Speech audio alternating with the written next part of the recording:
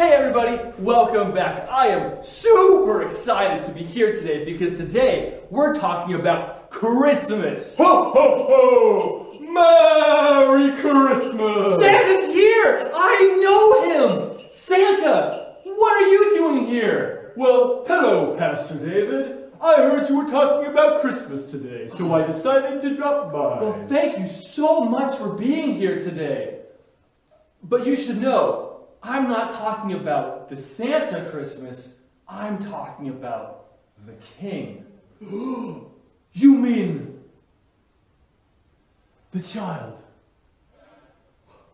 Jesus. Yes. You know, I actually met the boy that holy night in the little town of Bethlehem. I might be Mr. Christmas, but he is the King of Christmas.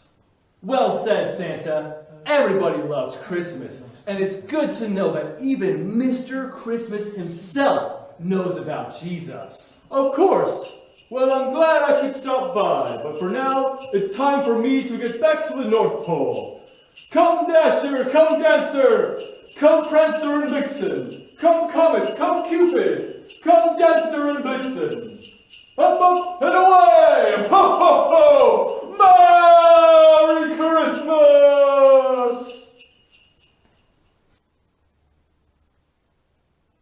Did that just happen?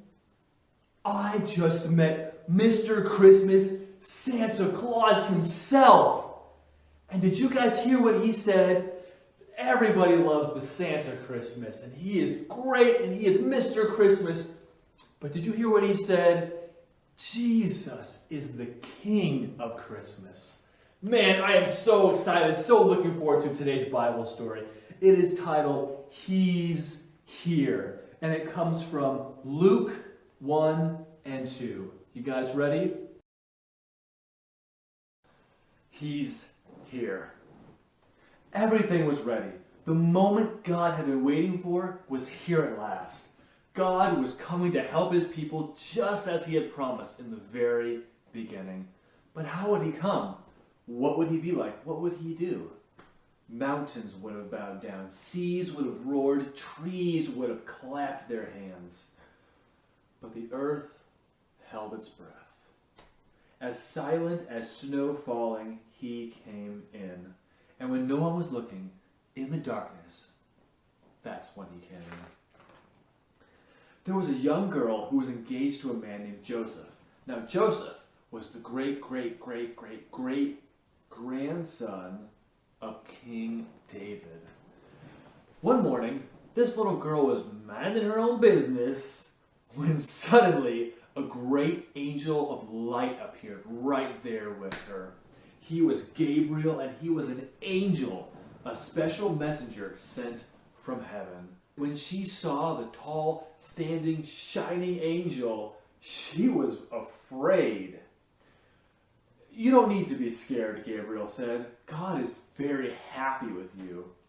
Mary looked around to see if perhaps there was someone else that he was talking to.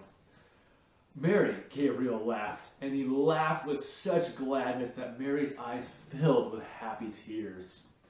You're going to have a baby, a little boy. You will call him Jesus. He is God's own son. He is the one. He is the rescuer. The God who flung planets into space and kept them whirling around, round and around. The God who made the universe with just a word. The one who could do anything at all was making himself small and coming down as a baby. Wait, God was sending a baby to rescue the world? But it's too wonderful, Mary said, and felt her heart beating hard. How could it be true? Is anything too wonderful for God? Gabriel asked. So Mary trusted God more than what her eyes could see. And she believed. I am God's servant, she said. Whatever God says, I will do.